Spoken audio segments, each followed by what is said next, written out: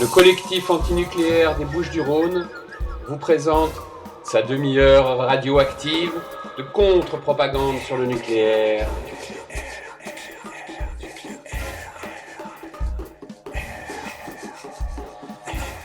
Bienvenue sur Radio Galère dans la demi-heure radioactive, émission animée par le collectif antinucléaire des Bouches-du-Rhône les 2e et 4e mardis du mois à 14h et en rediffusion le jeudi de 12h à 12h30. Nous sommes un collectif d'hommes et de femmes indépendants de tout parti politique ou réseau institutionnalisé. Considérons que nous sommes tous et toutes des cobayes de l'industrie nucléaire et que nous sommes tous et toutes les victimes potentielles d'une prochaine catastrophe.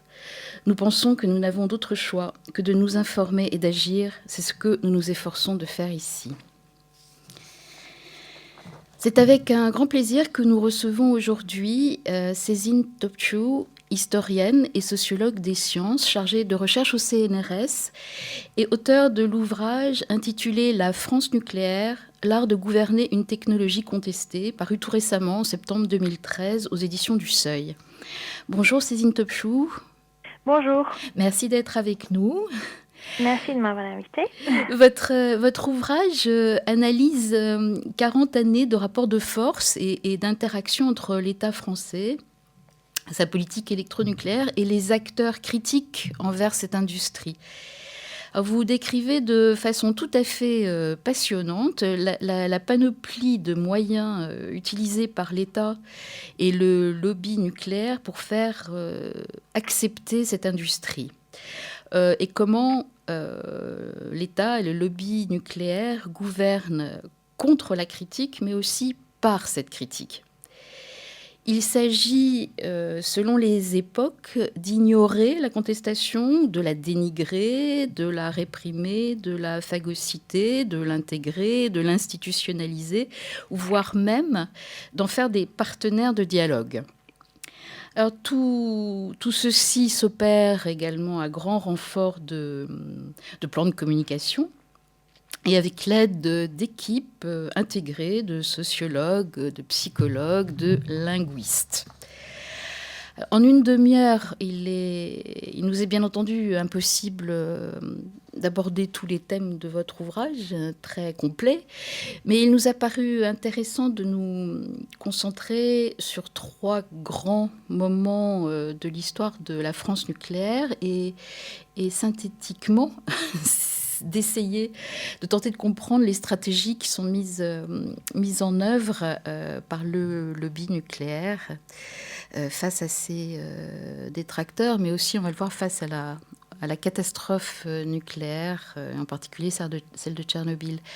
Alors, si vous voulez bien, on va commencer par les années 70, avec la mise en place du programme électronucléaire français, le plan Mesmer, et en face, une critique que vous qualifiez de protéiforme. Alors, comment est-ce qu'on a bien pu nous faire avaler cette pilule nucléaire plus qu'amère ? La question est encore plus vaste que les réponses, je pense que j'ai pu apporter dans le livre. Mais brièvement, une des ambitions de cet ouvrage, en fait, a consisté à insister sur, effectivement, c'est le caractère protéiforme, très riche et aussi puissant, en fait, de la critique de l'énergie nucléaire des années 70, parce qu'il est courant, en fait, d'entendre a posteriori des alignements sur la thèse officielle selon laquelle le monde antinucléaire ne serait que très périodique, très circonstanciel, donc concernant que 2-3 années de la décennie 70, rapidement marginalisé face à une opinion publique aussi rapidement donc convertie à la cause nucléaire, puisque ayant compris en fait l'importance de cette filière énergétique évidemment pour l'intérêt général, puisqu'à l'époque on parlait évidemment, comme aujourd'hui d'ailleurs, du caractère incontournable du recours au nucléaire massif pour l'indépendance énergétique de la nation, donc pour l'intérêt national. Il a tout de même existé donc un moment antinucléaire très fort, du moins pendant la deuxième moitié de la décennie 70, que certains analystes ont d'ailleurs même qualifié comme ayant été le plus fort d'Europe en fait pour cette période-là. une critique protéiforme, comme vous l'avez précisé, qui a concerné un éventail d'acteurs, donc allant des riverains aux scientifiques. Il faut dire qu'il y a eu près de 4000 scientifiques mobilisés contre le programme électronucléaire, comprenant aussi des syndicalistes, notamment de la CFDT, donc un cas unique parce que la CFDT, CEA et EDF étaient également, évidemment, partie prenante du programme, mais tout en ayant donc formulé des critiques très fortes vis-à-vis de ce programme-là, incluant aussi donc comme j'ai dit des citoyens simples, lambda, des riverains, des nouveaux groupes écologistes émergents donc dans cette période, des groupes environnementalistes aussi qui se distinguaient des groupes nouveaux, donc un éventail d'acteurs ayant mis en place sur la place publique un éventail aussi de causes, d'actions et de formes d'engagement. Donc, des raisons très multiples, en fait, d'opposition à l'époque au programme Mesmer, considéré avant tout comme un choix de société et devant être traité en tant que tel. Donc, il y a eu des critiques qui insistaient sur, évidemment, le problème que posait la technocratie, d'autres qui insistaient sur les risques environnementaux, sanitaires, mais aussi sociétaux, d'autres encore qui mettaient en cause l'idée de la société de consommation que sous-tendait ce programme, puisqu'il faut dire que qui envisageait le recours massif au nucléaire, évidemment envisageait aussi tout un design de consommation massive autour de cela. Donc une critique très riche qui par contre, n'a pas pu avoir un impact réel sur le plan décisionnel parce que le plan Mesmer s'est en fait achevé, enfin s'est mis en place de façon extrêmement rapide. Donc il y a eu de nombreuses stratégies, dont l'une que je qualifie de gouvernement par l'urgence, voire par le fait accompli, qui a consisté à aller au plus vite possible, donc face à l'urgence de la crise énergétique, puisque c'était aussi le contexte de l'époque. C'était face à la crise pétrolière que le gouvernement de Mesmer légitimait son programme massif énorme, le plus massif au monde à l'époque, puisqu'il faut aussi dire qu'à l'époque, il était question de construire, par exemple, 170 réacteurs nucléaires jusqu'en l'an 2000, alors qu'on en est à 58 actuellement, et c'est déjà énorme. Donc, une idée qui était d'aller au plus vite possible face à l'urgence de la crise, mais aussi face à l'urgence que mettaient en évidence les critiques, les contestations, donc devenues nationales à partir de 74-75. Et dès que les chantiers se mettaient en place, effectivement, les promoteurs du nucléaire se rendaient compte que les réactions s'affaiblissaient, s'estompaient dans une certaine mesure, puisqu'évidemment, ça décourage les gens, en fait, une fois que le jeu est un petit peu perdu. Donc il y a eu cette dimension-là. Il y a eu d'autres dimensions. Il y a eu effectivement le recours à la répression, comme vous l'avez précisé, qui a joué un rôle important dans le modelage de cette critique-là, dans aussi son échec dans une certaine mesure à partir notamment des violences donc autour de contestations contre Superphénix à Malville. Il y a eu aussi le recours à l'instrument économique, il faut le dire, avec toute une série de dispositifs qui ont permis aux communes et aux élus locaux de se convertir à la cause nucléaire, puisqu'il faut le dire que pendant cette période, j'ai oublié de le préciser tout à l'heure, les élus locaux aussi dans certaines régions étaient massivement contre le programme électronucléaire du gouvernement, mais avec des dispositifs tels que des taxes professionnelles ou des contrats tout à fait spéciaux, donc passés avec des autorités locales, EDF a pu contourner donc cette dynamique contestataire-là. Il faut aussi dire que, par exemple, quand on regarde des régions comme la Hague, il y a eu une manne financière qui se fait encore sentir de façon impressionnante avec tous les complexes sportifs, des facilités culturelles, enfin toute une série d'avantages évidemment qui devaient servir de contrepartie positive donc à des communes voulant voulant bien accueillir donc une centrale nucléaire à l'époque, mais ça a aussi continué évidemment au cours des décennies. Il y a eu aussi une autre stratégie qui a consisté en fait à mesurer tous azimut l'opinion publique, hein, donc la réaction de la société française face à donc à ce phénomène de nucléarisation accélérée. En l'espace d'une décennie, donc pendant la décennie 70, on a assisté à des centaines de sondages nationaux chaque année en fait, aussi locaux d'ailleurs, mais aussi nationaux, qui ont été réalisés. Une somme toute assez impressionnante si on le compare au quart de siècle précédent où pendant toutes les 25 années qui ont précédé, on a eu même moins de sondages que ce qu'on a eu pendant cette courte période. Il y a eu aussi une mobilisation importante des sciences sociales, comme vous l'avez précisé.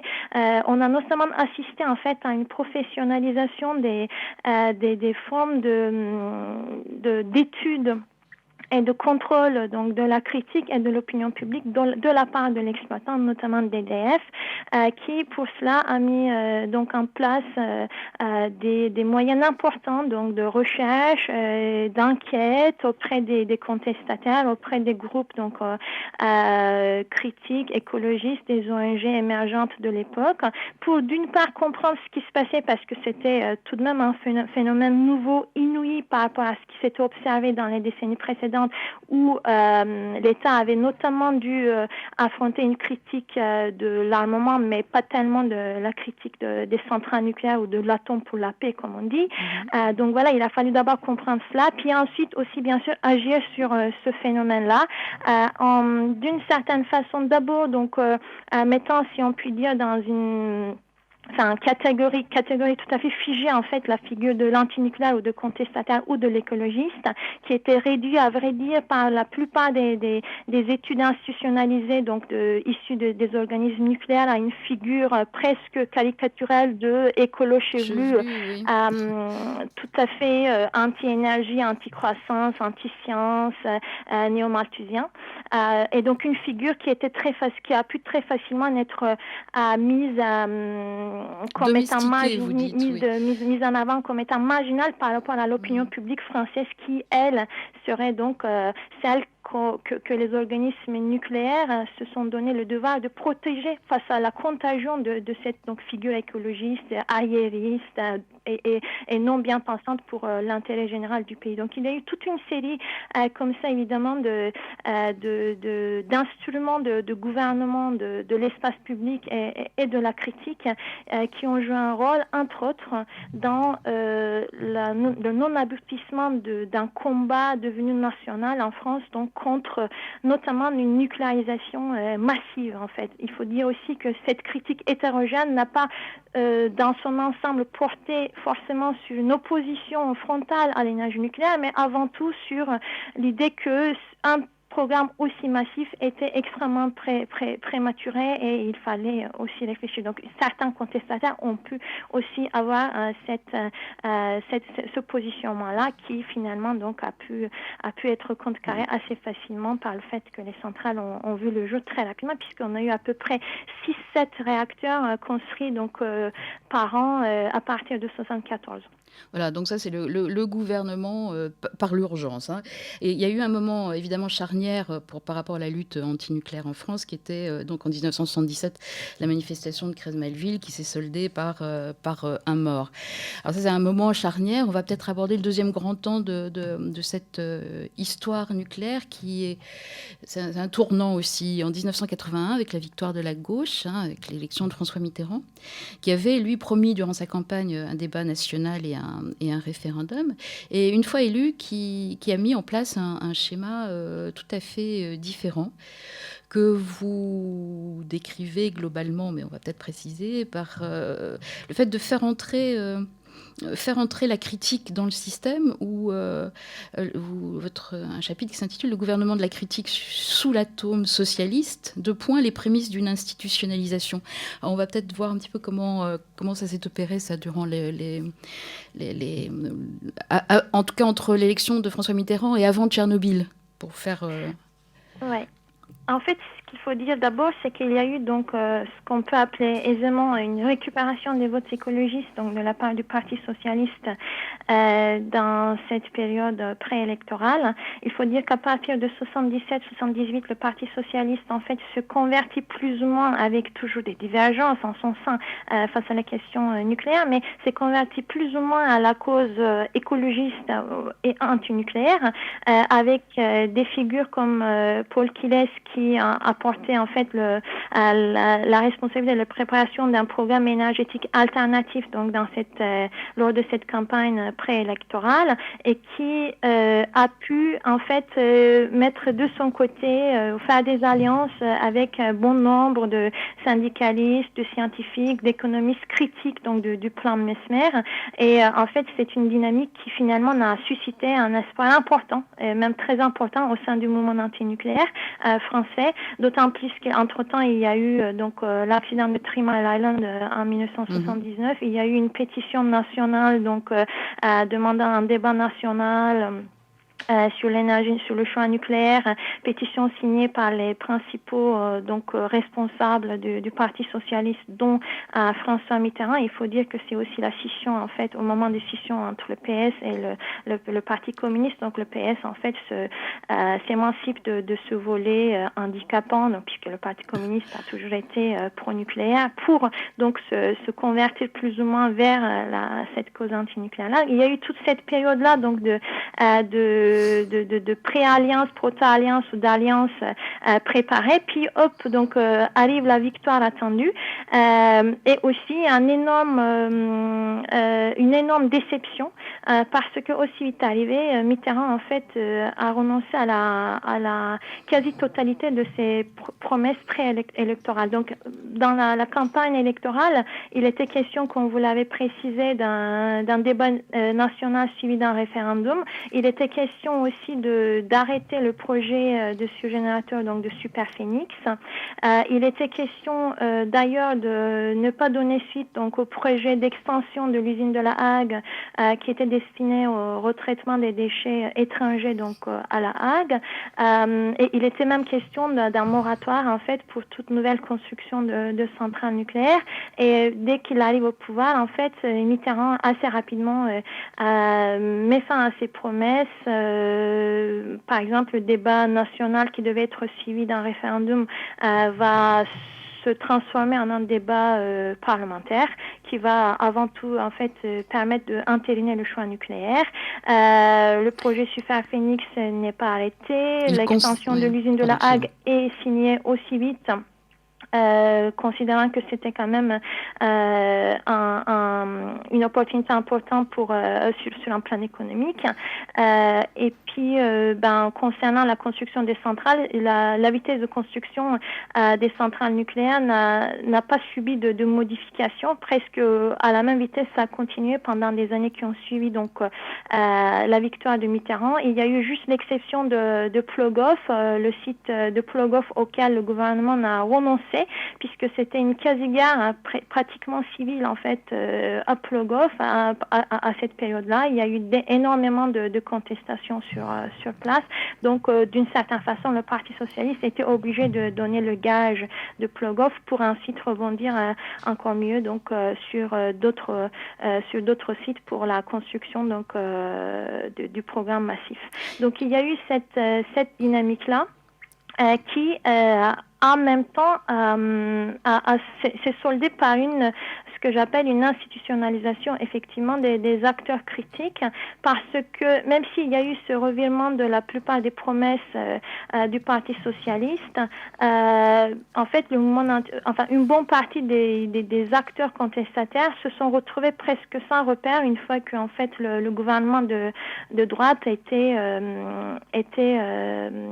parti. Donc une fois que on s'était débarrassé de la droite, il y avait presque une difficulté absolue en fait à pouvoir se ressourcer pour lutter contre un gouvernement de gauche qu'on considérait jusqu'alors comme étant un allié, du moins sur cette question nucléaire, même si ça s'est avéré autrement. Il était difficile en fait pour la lutte de se rebondir face à un gouvernement qui n'était pas considéré comme ennemi en tout cas. C'est aussi lié au fait qu'effectivement il y a une part de la lutte antinucléaire des années 70 qui s'est aussi en fait précisée en tant qu'une lutte gauche-droite d'une certaine façon. Donc il y a aussi cet aspect-là qu'il faut mettre en avant pour expliquer cet enjeu-là. Donc à partir de 81, on assiste à un enclavement en fait des luttes, notamment au niveau local. Par exemple, des controverses surgissent, notamment autour de la question des sites à choisir pour l'enfouissement des déchets, puisque ça devient un enjeu à partir déjà de cette période-là. Mais au-delà de la dimension locale, par exemple, cette dimension nationale sera à peu près essoufflée. Et une institutionnalisation de certains acteurs donc contestataires aussi voit le jour, dans le sens que en fait une des originalités de la politique donc préélectorale menée par le Parti socialiste a consisté à insister sur la nécessité de dialoguer avec les contestataires, donc à la grande différence du pouvoir de la droite qui était mise en cause en tant que porteur de la répression, de la violence. Donc la gauche devait en fait apporter une modernisation au moins de cette filière nucléaire. Donc le dialogue, l'information aussi, qui ont finalement eu comme conséquence d'une part la création de tous azimuts des commissions locales d'information, donc auxquelles des ONG contestataires, des ONG environnementalistes, écologistes antinucléaires ont été invités à prendre part. Il y a eu d'autre part des dispositifs institutionnels, notamment des agences, donc nouvellement créées, des agences modernes comme l'Agence française pour la maîtrise de l'énergie, donc sur la thématique des économies de l'énergie, dont la création a été poussée en grande partie par le syndicat la CFDT et donc les grands responsables de ce syndicat se sont retrouvés à la tête de cette agence.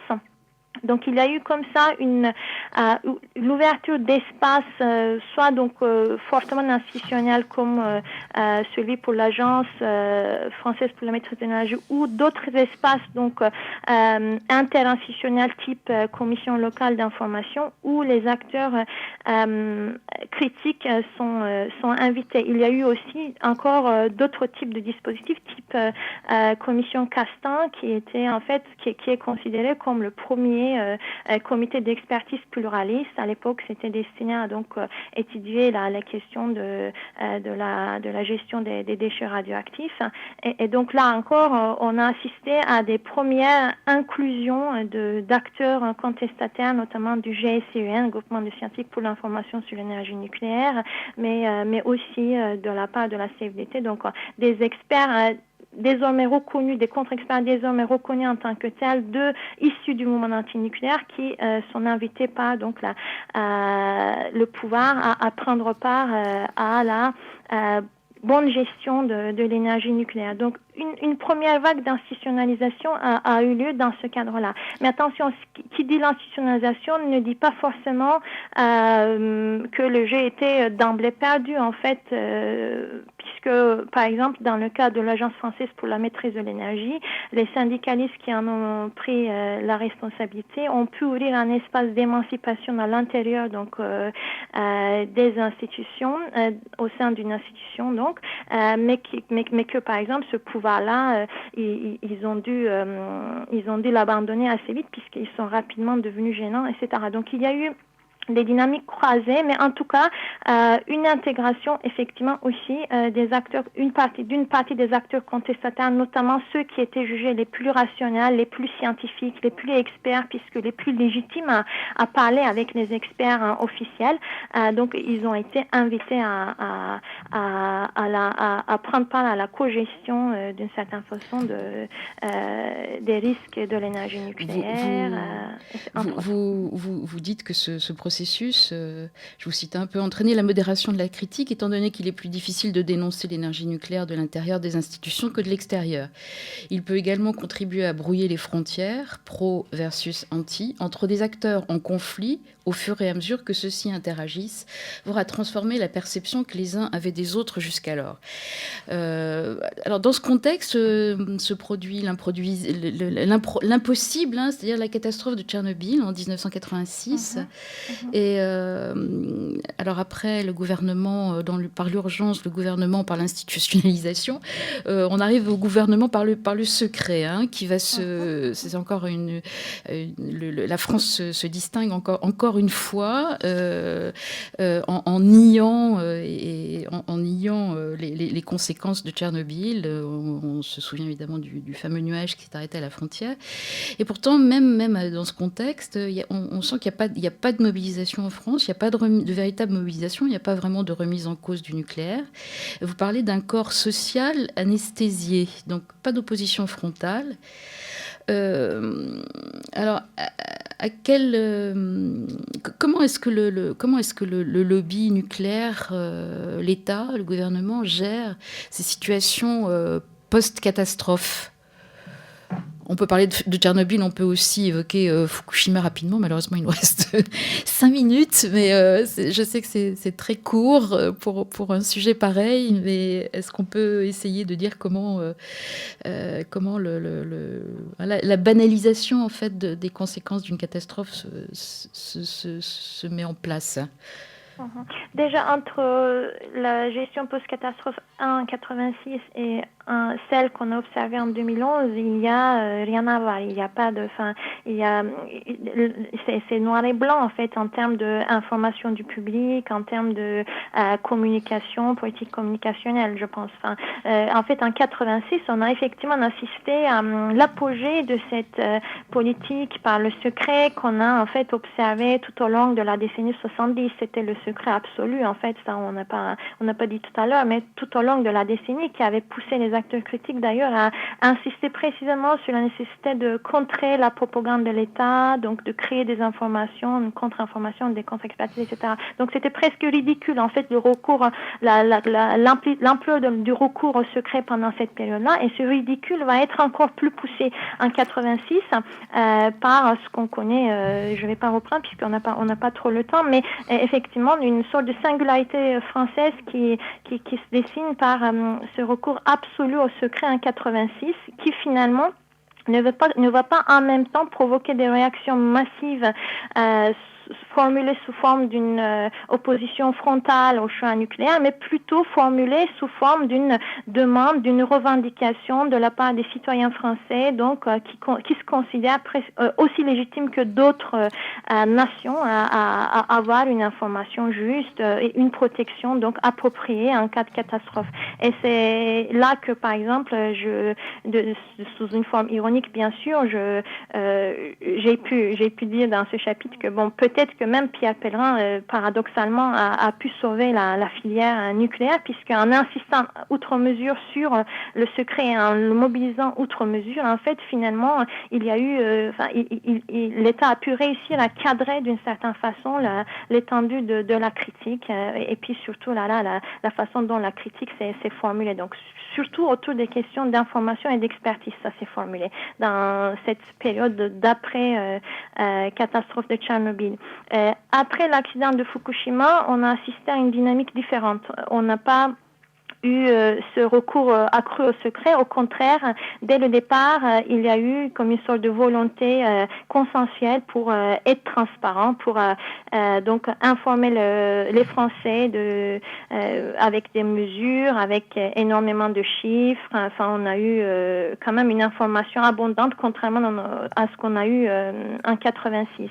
Après, votre deuxième question qui concerne la banalisation, je pense que la banalisation ou le souci à normaliser donc le risque nucléaire ou en tout cas le risque d'accident qui nous intéresse ici date déjà des années 90, c'est-à-dire dès 80. Enfin, avec Tchernobyl, on est encore dans un régime négationniste face à la probabilité de risque d'accident. On dit encore que c'est presque impossible. Comme on disait dans les années 70, les Français pouvaient dormir tranquilles parce que de la même façon qu'ils n'auraient pas une météorite qui tomberait sur leur tête, il n'y aurait pas une centrale qui exploserait comme une bombe. C'est ce qu'on disait dans les années 70. En 86, on a dit à peu près la même chose en disant le cas des soviétiques, c'est quand même exceptionnel, c'est des communistes, leur technologie n'a rien à voir avec la nôtre, etc. Alors qu'à partir de 90, on assiste en fait à une rupture, en tout cas une transformation profonde de ce discours-là, avec effectivement petit à petit une mise sur la place publique d'un nouveau discours en fait qui va insister désormais sur de la même façon qu'on dit qu'il n'y a pas le risque zéro n'existe pas.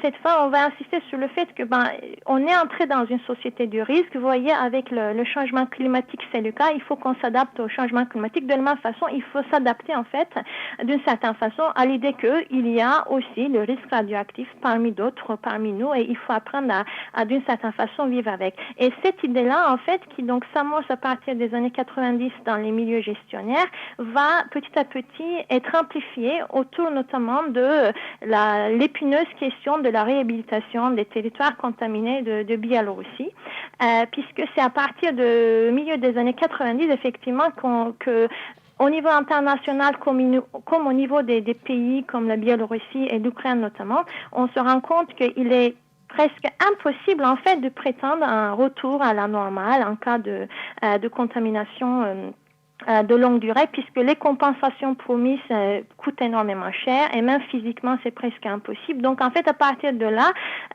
émerge une idée qui consiste à dire que finalement le mieux c'est de dire aux gens que finalement il faut qu'ils apprennent aussi à vivre avec ça. Et c'est là qu'en fait on voit la mise en place effectivement de programmes européens, français, entre autres qui vont insister justement sur la nécessité de responsabiliser désormais les citoyens, voire les victimes sur place, pour qu'ils puissent en fait eux aussi prendre part, selon leur dire, à la gestion au quotidien donc de ce risque quotidien, durable, inévitable, incontournable, etc.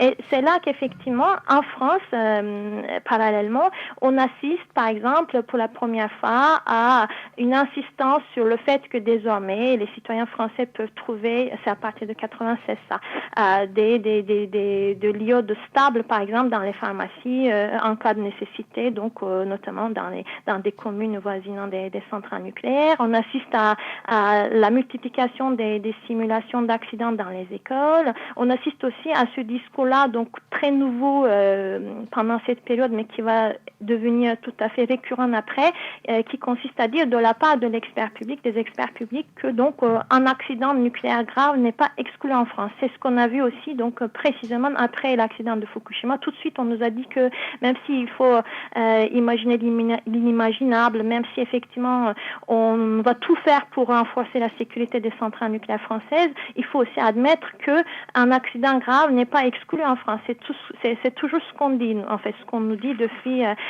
ces accidents en chaîne de Fukushima, donc dont l'importance, ou en tout cas le risque semblable n'est absolument pas nié pour le cas de la France.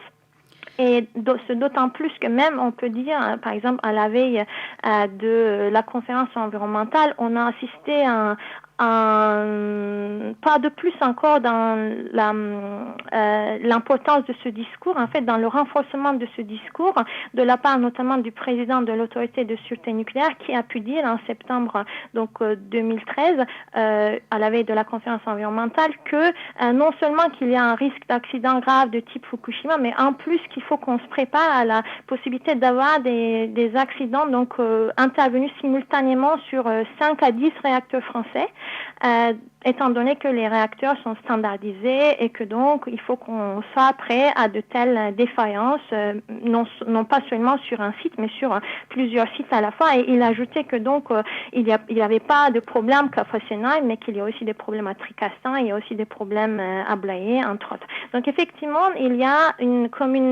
révolution en fait absolue sur le plan discursif concernant la façon dont le rapport que les Français et les Européens, nous tous devons entretenir face au risque d'accident doit désormais être modifié. Et c'est dans ce sens qu'est donc poussé effectivement ces nouvelles politique communicationnelle, insistant sur la nécessaire adaptation, résiliation, qui est un terme qui est devenu à la mode dans bien de domaines d'ailleurs, en quoi donc le risque de toute façon est de formes multiples, concerne de technologies multiples, et donc pourquoi pas considérer aussi le risque nucléaire comme les autres, en regardant des avantages, des inconvénients, les coûts et les bénéfices, et donc finalement, si on en est finalement arrivé à accepter ce risque-là, c'est ce qu'ils estiment en fait, au niveau gestionnaire, au niveau des corps politiques, et à ce moment-là, il faut que le citoyen accepte aussi à être responsable désormais, à le gérer aussi à son modeste niveau, si jamais il était amené à le gérer.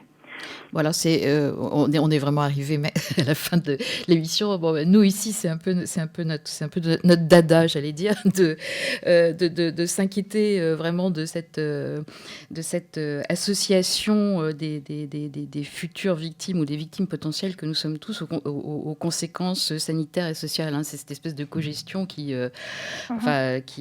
nous semble assez terrifiant. Mais bon, votre livre est extrêmement riche. On a vu en une demi-heure une toute petite partie on a balayé beaucoup de temps historique, mais il y a énormément d'exemples dans votre livre. Il est vraiment passionnant. En tout cas, je vous remercie d'avoir été avec nous. Et puis, je vais rappeler le titre de votre ouvrage. Donc, c'est La France nucléaire, l'art de gouverner une technologie contestée, septembre 2013, aux éditions du Seuil, par Cézine Topçu, Topcdu. Voilà, merci infiniment d'avoir été avec nous. C'est moi qui vous remercie. Et bon courage à nous tous. Vous pourrez retrouver toutes nos émissions depuis juillet 2011 sur notre site, sur notre blog collectif antinucléaire 13wordpress.com et dans les archives de Radio Galère. Merci beaucoup à Sidi pour la technique et on se réentend dans 15 jours. Merci.